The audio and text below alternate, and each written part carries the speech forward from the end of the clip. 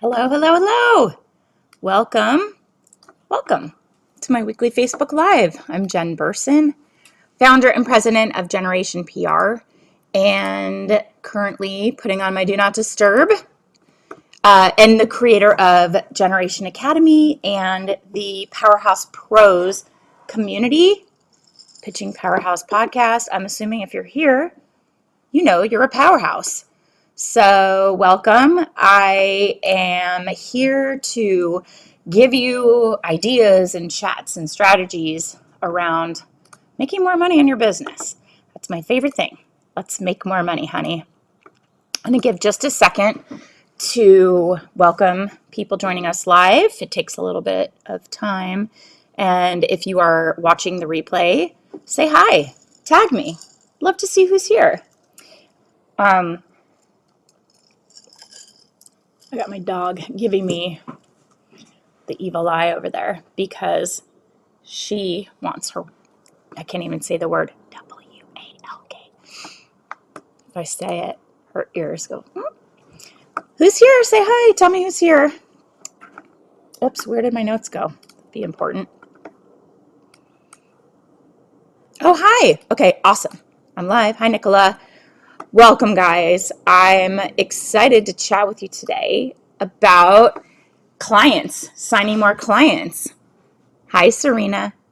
Okay, we are going to talk today about 5 ways to improve your PR proposal process. That's a mouthful, very alliterative. Anybody who's on Profitable PR or Powerhouse Pros, I can't see you. So this one I'm going to star that says, hi, Jen. I don't know who that is, but Jessica, Dwayna, nice to see you guys. Hi. How is the little one?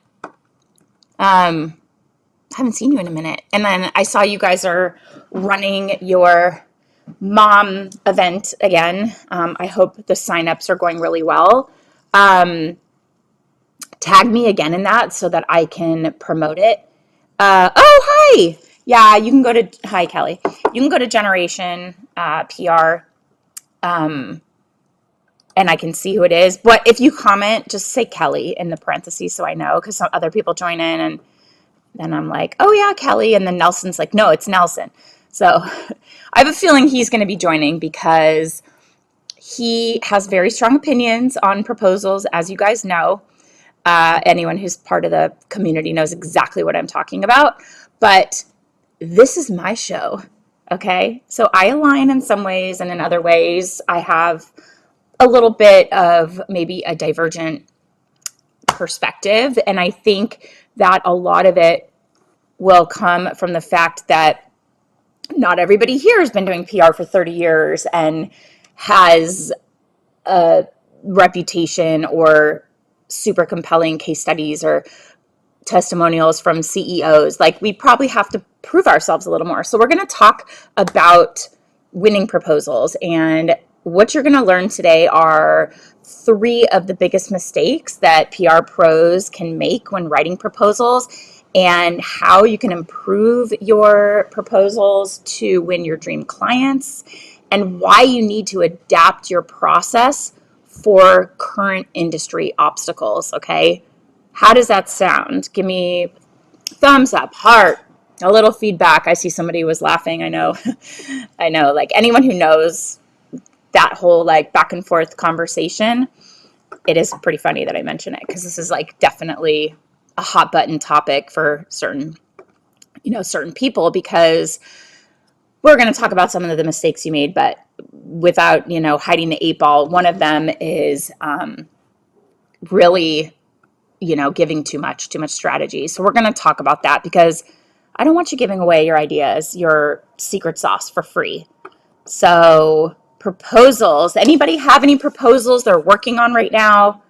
Anybody win any recent proposals, or anybody here have one that you sent out and you're waiting on so we can all send the positive mojo?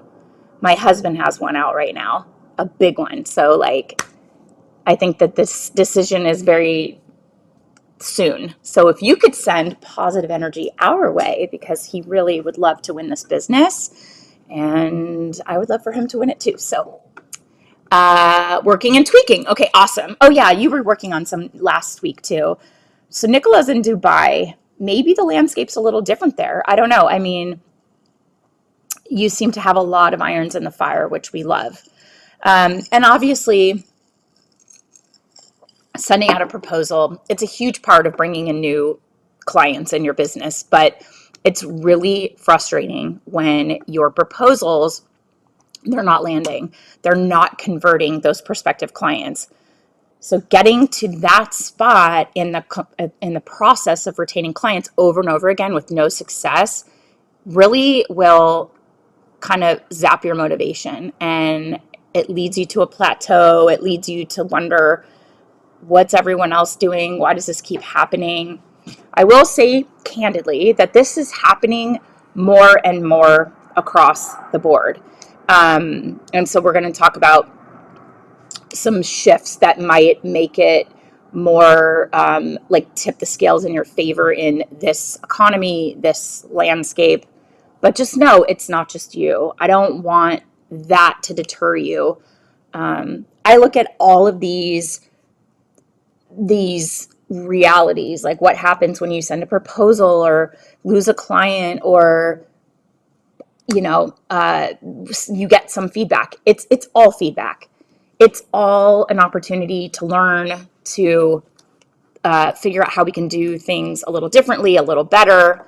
If you're on here, you haven't said hi, say hi. I like to know who's here. And also, like, if you're new, well, there's a hair right on my nose. It's like annoying me. Oh, wait, where is it? Oh my God. There it is. I got it. If you're new here, let me know where you are located. It's a very international crowd. We have Toronto, we have Dubai, US, obviously. Kelly is in the Midwest. Duana, I don't even know. It's Duana, not Duana. I've known her for years, and I never, I don't think she's ever told it to me in my ear to remember the pronunciation. Duana or Duana? Ah or A? Will you write that so I know? Ah. Hold on. Philadelphia. Oh, Kelly, I see you now. Hi, Meredith. 2 verbal okays, 1 in the pipeline. Yes. Let us look at that as a big, inspiration for all of us, right, Meredith? What are your niches? What are the services? And the second one, Dway, hard A or ah? Oh my God, I don't remember what I said. Ugh. Dwayna. Okay, so I've been saying it right all these years. No wonder you haven't corrected me. Dwayna. Yeah, I've been saying it right all these years. Okay, thank you. You know I love you. And your sis, I miss you guys. She has an identical twin, and they're like the most beautiful ever, and so cute, and they make very cute little kids. What I love about proposals is that when we enter a sales process, is that is when we enter the sales process and not just chit chat. Yeah, it's like taking it to the next level. It's like business third base, I guess. I don't know. Are you unhooking the bra at that point? Oh, that's so not appropriate. But you get what I'm saying, you guys. Need my coffee. Mom, if you're watching, I'm a little loopy today, right? Every time I say things like that, I'm like, oh my God, my mom is going to be like, what is she doing? Anyway, so you need to switch up your strategy and maybe implement a new process to work for your niche. I'm still waiting to hear, Meredith, what are your niches, or what is your niche? What type of clients do you typically work with? Just because you've got a lot cooking right now, and it's kind of interesting to see what niches are popping. I know we have a lot of things really affecting our industry right now. AI, downsizing, layoffs, budget cuts, the list goes on. But there's also a lot going on, that's happening with clients and the media. And you need to work with these obstacles rather than try to ignore them in order to build a process that will bring in your dream clients and lead to more conversions. So my 2 best tips to improve your PR process, plus the three biggest mistakes that I see PR pros, members of our community, make when they're trying to bring new clients into their agencies. So, two ideas and they might feel a little controversial, right? To improve your process. The first one is maybe think about shortening your retainers. Did she just say that? I always advocate for 6 to 12 month retainers, but sometimes, maybe even in this economy, it might be too long to make that decision. Tons of industries are going through layoffs right now, and potential clients, they're dealing with big budget cuts. So a 3 or 6 month retainer might be more doable and less of an intense commitment. So potential clients might look at that shorter time frame and the lower cost, and give them the motivation to invest in their businesses and join your agency. And they will probably love working with you and just keep going. But it's that initial, like, oh my God, what am I signing up for? This is a huge commitment versus, oh, well, 3 months, that's not so bad. And we all know, right, that 3 months is not going to really move the needle. So you have to set those expectations. But you can always extend the length of the contract at the end of that first period. And uh,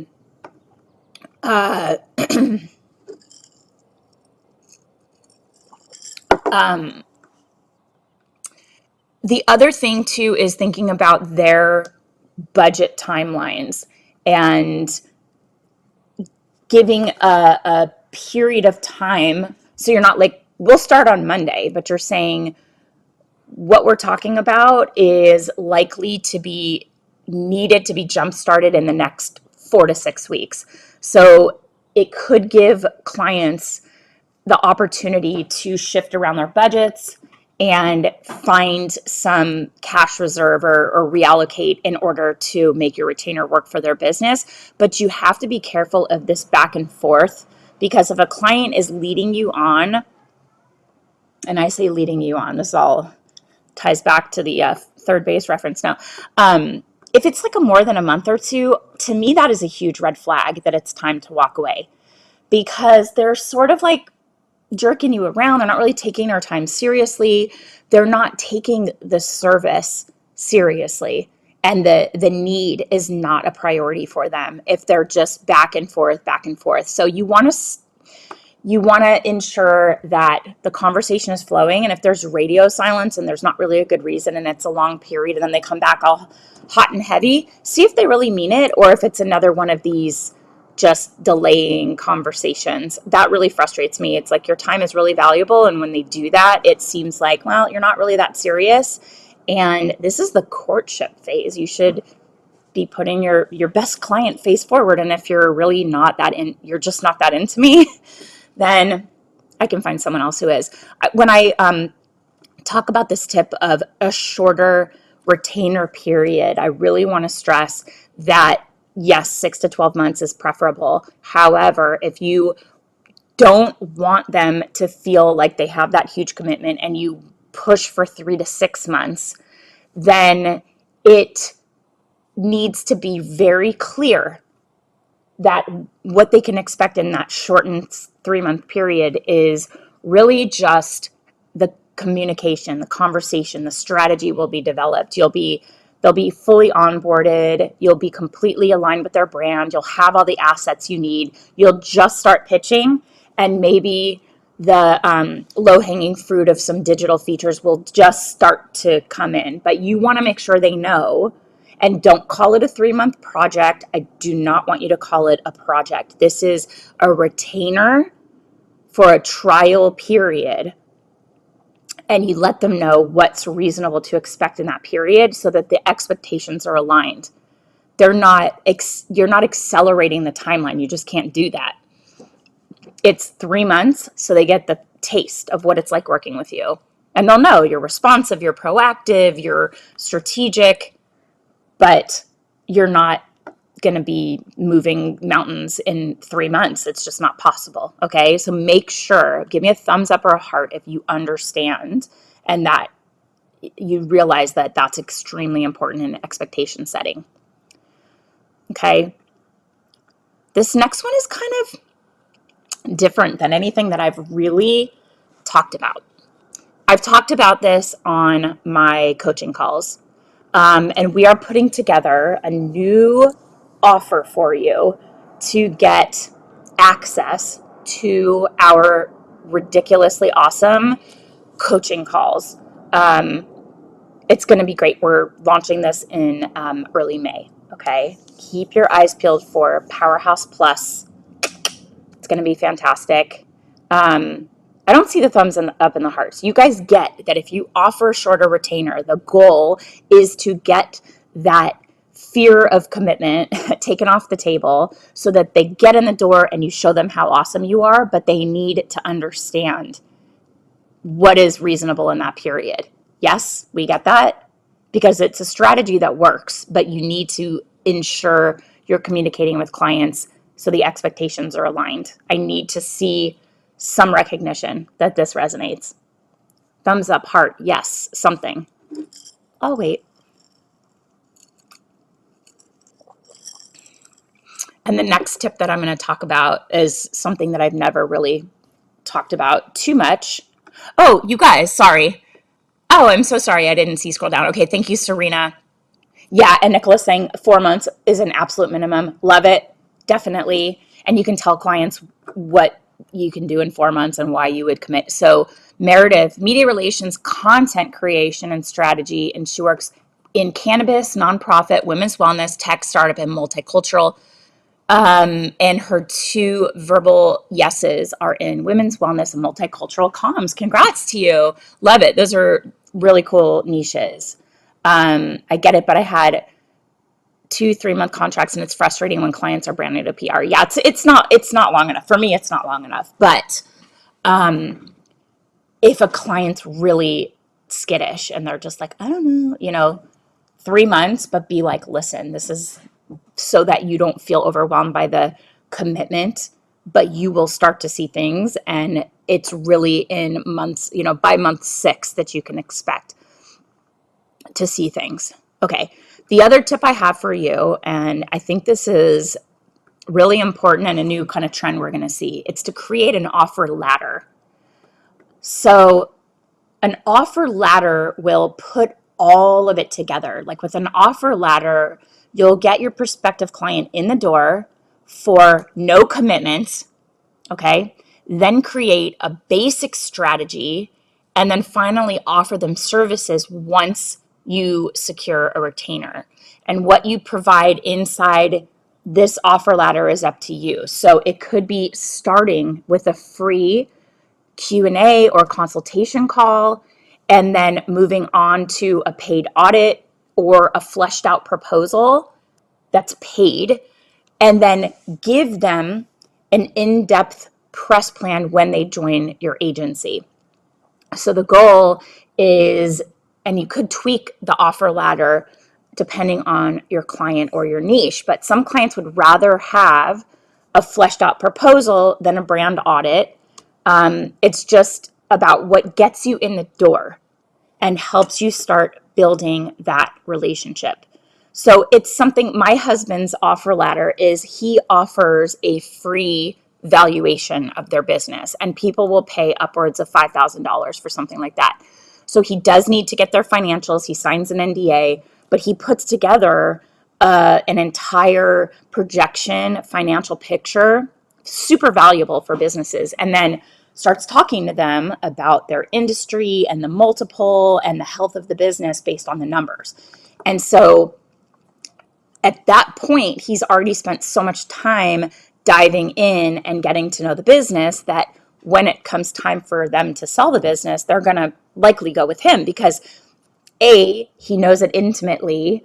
We're going to talk about an audit next. Okay, Meredith, I love it. Yes. So I have some ideas about how to do it, but he knows their numbers intimately. He spent time asking them questions. He's proven that he's smart and proactive, but he's already given something of value, significant value for free. And for him, he's like, it takes me 2 hours. It's not a big deal.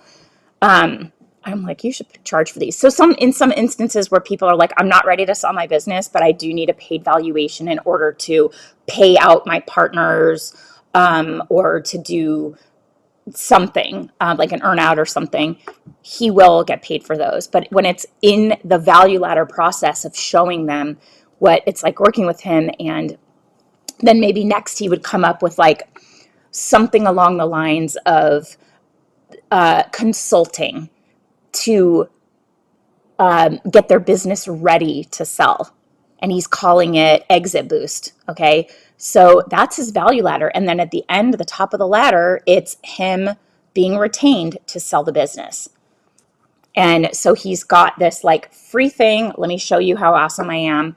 It gets you in the door, helps you start building the relationship. You could do an audit. We're going to talk about that. You could do Q&A on how to integrate like performance PR. You're going to be hearing a lot about this performance PR. I'm trying to work on integrating more of that into my agency and creating content for all of us around that. But essentially, it is PR and affiliate marketing had a baby, and it's performance PR. And anyone who saw, I know Serena just sent me what Bryce Gruber sent.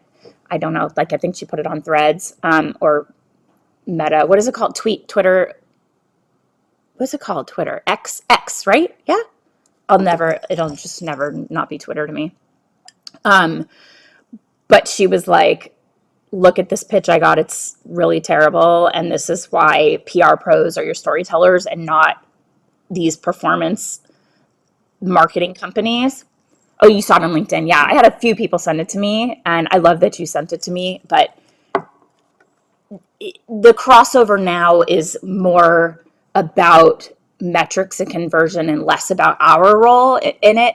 But it's getting all of us as PR professionals to understand that clients want measurable ROI. They want their KPIs, and you're going to be able to track and measure if you're the ones that are setting up and managing these affiliate programs. I've been talking about this for years, but the new term is performance PR, right? So maybe you have a conversation with them around that, and you give them some, like a Q&A, and then the next thing you come up with is like a strategy that they're paying for. And then the next phase of it is like, well, we could implement this for you. And you can even say, well, we can take the fee you paid for the strategy and apply it to your first month retainer, so that it's all just steps in the ladder. Does that make sense? I think a value ladder, a value ladder, offer ladder is really a great low risk way to get somebody like, come on in, come inside. Why don't you see what I have to offer? So 2 ideas for the start of your offer ladder. One, and Meredith's going to jump back into these, a paid brand audit. Brand audits are usually done once a new client joins your agency, but offering a paid audit, it's a really good way to get the client in the door. And with a brand audit, what you're doing is a deep dive into that prospective client's strengths and weaknesses, opportunities, threats. You've heard of SWOT. Strengths and weaknesses to better set up an effective action plan so they reach their goals. And you can give them a high-level overview of your findings as part of your PR proposal process in order to seal the deal. You could delve, if you're getting paid, delve a little deeper into strategy around like your findings. Like we're seeing that your competitor is differentiating based on key features, and they're getting coverage in the media a lot around certain features. And you have features of your product that are actually better, but you're not leveraging that. And so that would be something we would want to put front and center, is highlighting this, motion sensor AI for your baby monitor, something like that. So then when a potential client pays, even a small amount for an offer, they become more likely to invest in your services in the future. They'll see, they'll have FaceTime with you. They'll get a better sense of your energy, your industry know-how, your savviness, and how your agency works. And as you execute and discuss the brand audit, make sure your potential client understands the value of PR. I mean, they're going to see the value right in front of their eyes with the brand audit findings, but it is still a really good idea to reinforce the power of PR throughout the process and on your call. And it's massively important when it comes to client retention and satisfaction, right? Like I said multiple times before, misaligned expectations, it's the number one reason why clients become unhappy and leave agencies. So in this process, make sure your prospective clients have a good grasp on what results may look like and when they can expect those results to kind of happen, so they know what to expect from working with you. So that's the first option in like your offer ladder, and free or paid. This one absolutely paid. The next one is a paid press plan. So you can give your prospective client a list of action items or outreach strategies that will help them grow as a brand. Okay, so this is a plan you are putting together essentially for them, so that you're showing them the what, right? But they might be like, oh my God, these ideas are awesome. Well, how do we do this? And you're like, oh, you like it? Oh, I could do this for you, right? It's like the what, and then they have to come back to you for the how or the execution. So you're going to walk them through a high level overview of how you would implement this strategy and how your anticipated results would push them towards their goals. So maybe they'll want you to implement your proposal, maybe not, but what matters is that you've gotten yourself in the door. You have a small investment from your prospective client, so they're invested. They've paid. It's like when they pay attention, right? And if you decide to do this, make sure you are charging a premium fee for your services. So it is a lower commitment project than a full-blown press plan, but you should still get paid for your efforts and your expertise. And by putting a value on it, you're showing them this is valuable. If you give strategy away for free, you are saying this is not worth anything. This is just, it's out there, take it or leave it. It might not be my best ideas, or, well, my best ideas are not worth anything. That's why we don't ever recommend putting strategy into a proposal unless you're getting paid. So if you take the time to build out a strategy that you're paid for like this, and you put the effort in, it's going to push the starting point down the road a little bit, because we always tend to kick off with this whole approach. And so this is going to give them something to review and sink their teeth into. So the likelihood of starting right away is probably going to be pushed out, but it does help increase overall conversions, and you're getting compensated for your ideas and your time, even if your client decides to go in another direction, right? And then at least you're not like, oh my God, they stole my ideas and they went to work with someone else. It's like, well, I gave them ideas and I got paid for it, and what they choose to do with that is on them. Maybe they're going to try to do it in-house. Maybe they hire somebody else, but you still got paid. So you're whole in this whole, engagement. So 2 ideas to start, so that you can get people in the door, a little lower risk. So here is what not to do to secure more clients. Okay, number 1, do not ever switch to hourly pricing. I need thumbs up. I need hearts, because you're never, ever, ever going back to hourly pricing. I know that switching back to hourly rates can be maybe an enticing option when clients are struggling with their budgets, but don't go for it. Hourly rates will limit your earning potential and get you stuck in a plateau. You only have so many hours in the day, and when your revenue is directly tied to the time you have to spend working, you can't grow your business effectively and you're going to run yourself ragged. So we love retainer pricing. It lets you earn what you're worth, demonstrate your value as a PR pro. And I have to say, we know this to be like a universal fact. The cheap clients are the worst clients. They lead to scope creep. They're never satisfied. Every dollar that goes out is like painful for them, right? So they want to know, like, what are you doing with my, how are you spending your time? I don't want to be accountable for that. Leads to frustration, burnout. If you're frustrated that you're not getting the right people in your client pipeline, you may need to switch up your strategy.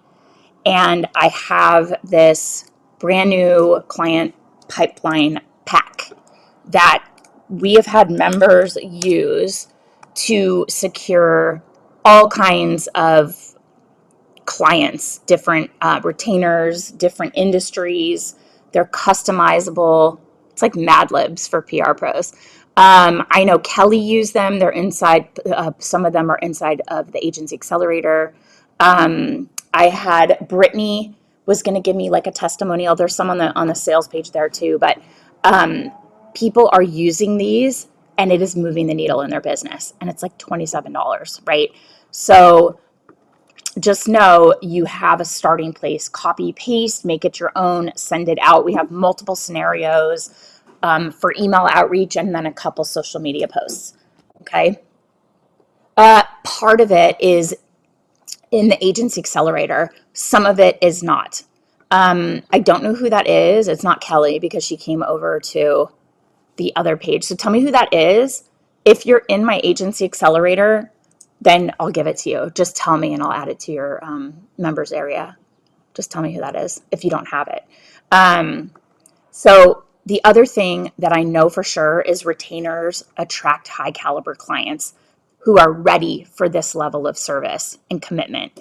So they will respect you as a partner, as a qualified expert, because they know that this is why we niche down, why we have expertise, deep industry knowledge. They will respect you. They'll pay your fee because they want to work with the best. They have, oh, hi, you're an agency. Yeah, I'll give it to you. I have to just make a note for myself. And by note, meaning I'm logging in right now to go add you. Okay, give me one sec. Oops. Oh, now every time I log in, it's like, text me. You're so welcome. Thank you also for thinking of me for PRSA. I am so honored and excited to be a part of that. Okay, I just have to make a note here. Okay, I'll add that. So some of them are an Agency Accelerator, and then we added some other scenarios. So they're copy paste templates, okay?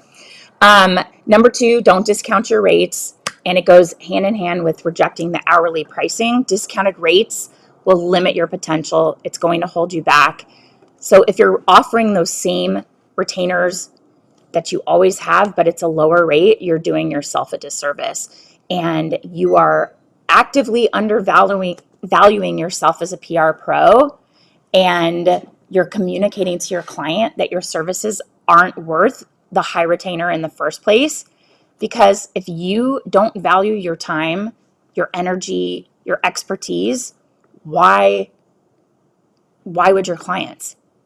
And I'll tell you again, low rates equal pain in the ass clients. I'm gonna put that in the comments because it is like a universal truth. Give me a heart, thumbs up if you have experienced that.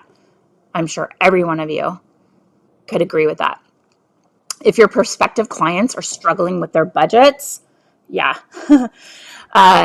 you do have the option to lower your rates if and only if you trim never fails. Amen. Totally. It's like, why? Ugh, I'm doing you a favor. Why do you suck so much? Like, stop being so sucky. So only if you eliminate some of your regular services from the retainer. So you can say, Well, the worst. I can let me know your budget. I can work within your budget and come up with a package that'll still achieve your goals and objectives, but has some additional services that are trimmed to accommodate your budget. You want to walk them through your usual retainer and then weed out any services that aren't the right fit for their business or wouldn't be effective at this stage. And then every service that gets knocked off could result in a lower monthly. And if you can remove enough services to make the retainer price work for your client's budget, they're going to be motivated to sign that contract.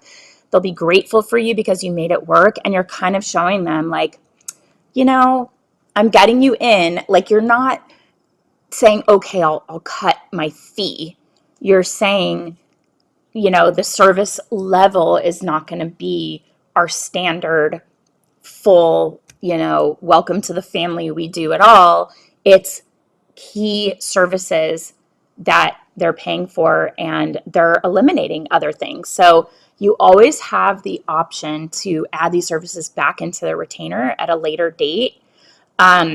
So make sure that your client understands that they have some flexibility, and you can review the services together when it's time to extend the retainer. So we've done this where, let's say they came to us and they were like, we want influencer seeding, we want paid and unpaid, we want paid media, like we want to do strategic partnerships with key media outlets, and we want you to manage that, and the budget's $100,000 for the year or whatever. And then we're like, okay, did it for all three, PR, influencer management, and digital, paid digital collaborations with like 5 outlets for the 100,000 budget is going to be this rate.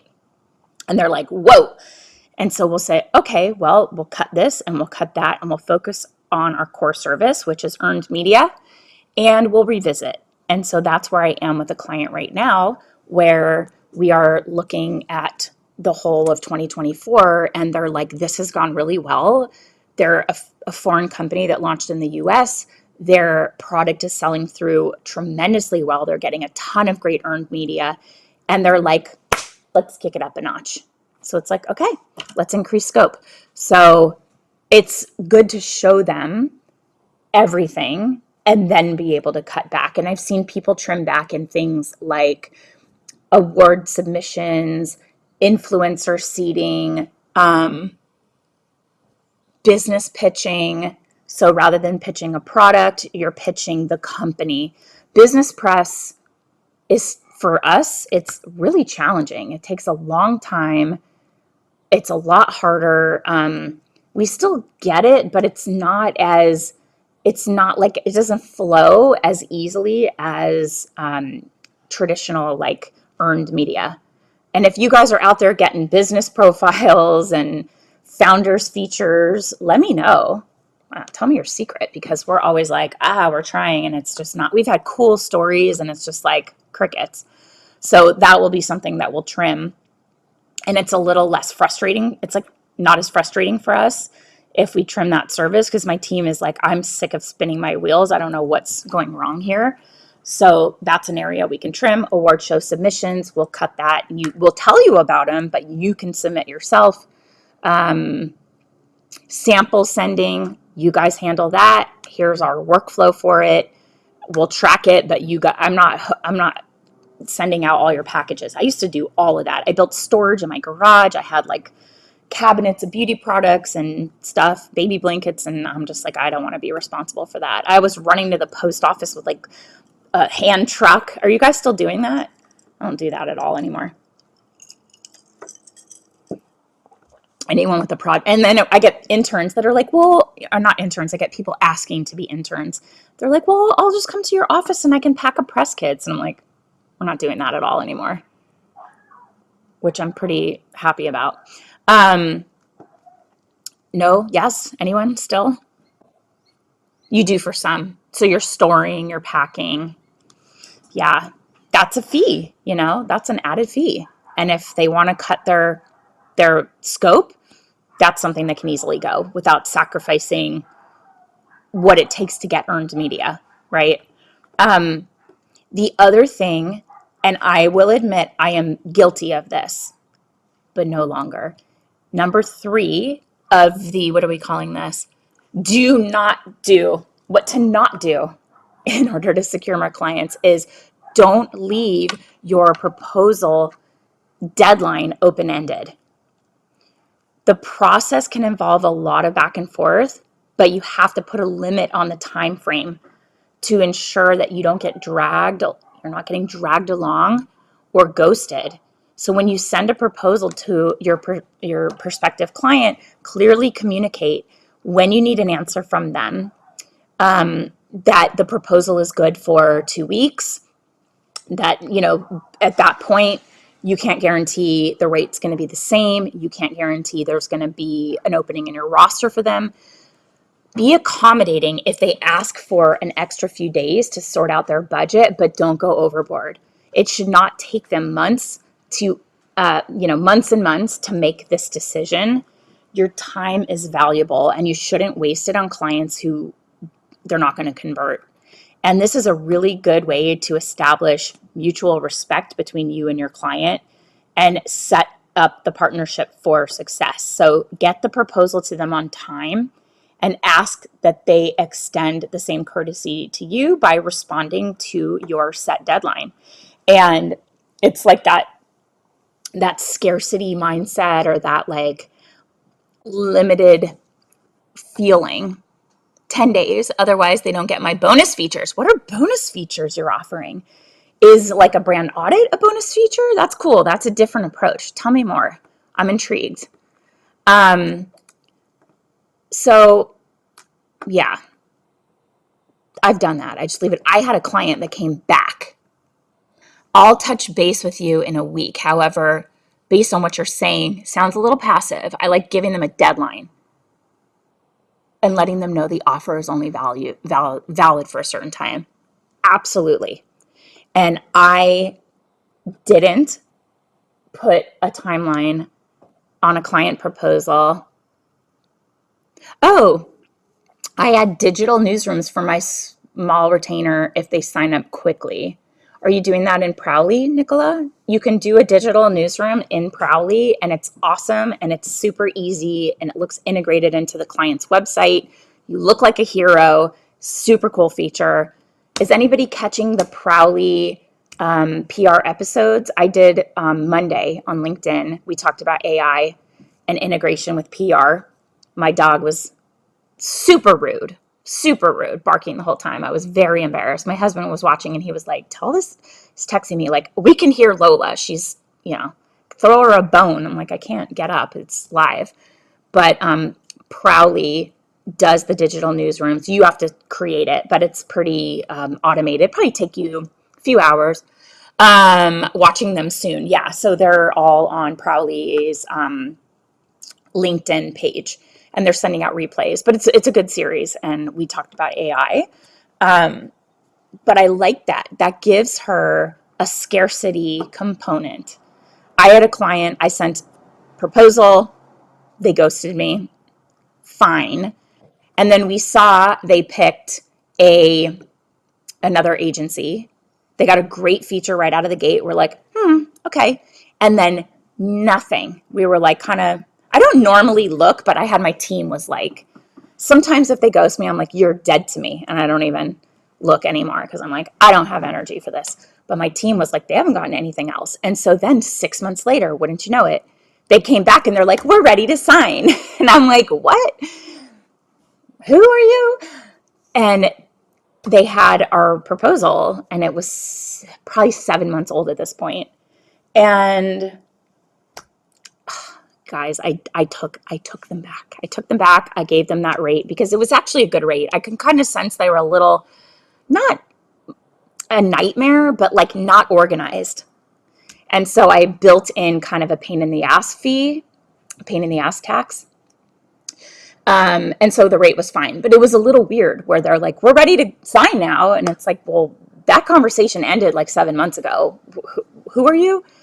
but I took them anyway. And I've shared a lot of the nightmare things that they did. They were the company that hired 2 PR firms because after like a couple years of working, they're like, you guys are doing such a great job. 2 PR firms is better than one. So we're going to get another one and we'll double our results. And I'm like, oh my God. That's why in the agency accelerator, we added to our template retainer agreement that you guys all get if you're in there, that you're the agency of record, at least we say for North America, and that no other agencies will be retained for consumer media outreach or whatever services you're doing. So, because they were like second PR firm, we didn't even know about them until we saw an announcement in a beauty trade publication, and we're like, wait, what? And Nicola added it as well. So we were like, what is going on? And we reached out to the firm and they're like, we didn't know about you. And we're like, we didn't know about you. So we were all pitching the same people. What a nightmare. We were like, we cannot do this anymore. So I'm going to drop this link and so tell me, I see Facebook user with your long question. Tell me who that is. Is it still Ermias? I think it is. I'll just assume it's you until you tell me it's not. Let me read your question. I'm just going to, done wasting your time on client leads that go nowhere and proposals that end in rejection. Grab my brand new client pipeline pack. Oh, it's Larissa. Hi. How's Costa Rica? Grab my brand new client pipeline pack. Get 7 proven templates. They work, I promise you, for reaching out to your dream clients, building connections that convert. Okay, Larissa, I sent a proposal with a video walkthrough, capabilities deck, and a case study on March 12th. And they reached out to you via LinkedIn and had a meeting. Okay, that's how you met with them. I followed up and got this today. Thank you for getting in touch. We don't have any questions at the moment. If we decide to move forward with this, we will let you know. Yes, you should answer back. Security firm for high net worth. Is there something that might be time sensitive for their industry or for a publication? Like, are you in the pitch lab, Larissa? Because we do the execution plans and you would have long and short lead actual publications like their editorial calendars, and it'll say the topics. So you could look at some publications in our execution plan and be like, okay, Forbes, Business Insider, maybe you want to pitch the Rob Report if it's high net worth. Oh, Costa Rica's hot. Oh, you were. Yeah, I mean, that's like a great use of the execution plan. So you can look and see like, okay, what is the Rob Report doing if it's in there? Or, you can look and see what the editorial calendars are for long and short lead and be able to give them some reason and add some time sensitivity back to it. Did your proposal have a deadline on it? Probably not. And I'm not like faulting you. Or was there something that they asked for where they're like, if we decide to move forward, where you're like, well, you have a launch coming up or you need to plan for it. April 1st. Okay, great. Well, so that's good. You can follow up before April 1st. I mean, I would get back to that. I would get back to them and on that email and just, it was a pleasure speaking with you. If there's something like a brand audit or some way you can get in there with a little bit of like a lower risk. I mean, you're so established. I don't want you to like, beg or whatever, but it's weird that they would reach out to you and then, so try to get connected to them again before the deadline and just say, just following up because the deadline is approaching and we, have opportunities. I'm thinking of you for, I don't know your industry super well, so I don't know what things you could pitch them, but I think looking at the editorial calendars, maybe you have access to that, or you can reach out to some of your contacts and see what they're working on, where this company might be a fit, and like dangle a carrot, just give them a carrot, or just maybe ask for any feedback. I just curious if you had feedback or anything like that. Okay, I'm glad that helps. I'm like dancing over here because I don't know the industry super well, but give them something that is like a carrot you can dangle or an introduction you could make. Like one of my contacts let me know that they're looking at XYZ, like something that would give you a reason to like get them to come in. Clueless with PR. What is a suggested fee? Hi, Kathy, for a brand audit. 3 months. I would think that's not a monthly. It's more like a flat rate for the work product, and it includes, strengths, weaknesses, opportunities, threats, recommendations. Not a full strategy, but like punch list of ideas. And a flat fee, whatever feels good for you. So $2,500, $4,500. What do you guys, Meredith? Let me just go up and see. Do you have a rate? This is why this community is so freaking awesome, because we talk money. We get into the nitty gritty. Like, what are you charging? Maybe Kathy would be like, oh, well, I would just charge $500. And we're like, you're selling yourself short. I don't know. Did my first brand audits recently, and it did take quite some time. Okay. So what did you end up charging for it, Nicola? Was it an hourly, or did you come up with a flat fee? I probably wouldn't touch it for less than $5,000 or something, but I would go I would go pretty deep and include something that makes it look super value add, like a strategy, not a strategy, but like an audit with recommendations and a follow-up call to talk through my recommendations. Then you can really show them, like, you just have to do blah, blah, blah, blah, blah. And they're like, how do I do blah, blah, blah, blah, blah? And you're like, well, I do it. I can do that for you, right? I honestly haven't done one in so long, I can't even remember. However, I'm sure I sold myself short. I need to raise my rates, you guys. That's why we're here. Listen, if we can all just get together and be like, here's an example of like how I think of this. So my son had to do like a neuropsych evaluation to figure out like his unique learning style and all the things. And anytime you deal with the school district, they're like, where's the neuropsych? Or who did we just talk to? Who said, where's the neuropsych? Oh, his school was just like, we just reviewed the neuropsych. He did it somewhere between fourth and fifth grade. There are, from what I've heard, about 10 people in the state of California that do neuropsych evaluations. And they all know each other. And they all talk to each other. And they all continue to raise their rates because everyone else in their field, which is so limited, keeps raising their rates. Take a guess how much a neuropsych evaluation is. Anyone who has a kid with an IEP knows.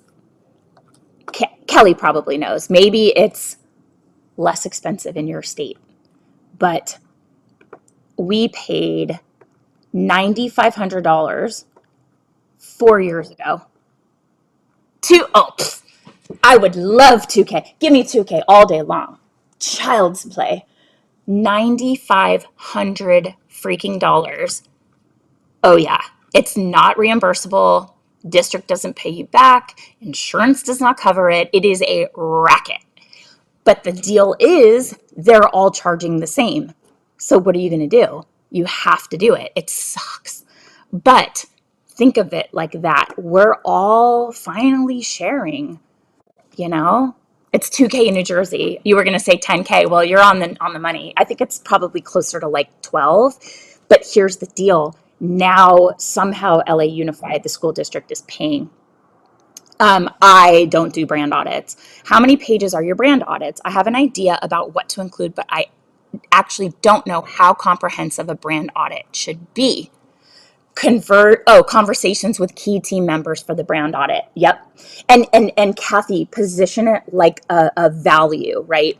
Plus you'll get an hour or, two follow-up conversations or something. I don't think you need two, but like follow-up conversation to discuss strategic implementation, like make it sound like a huge value to get back on the phone.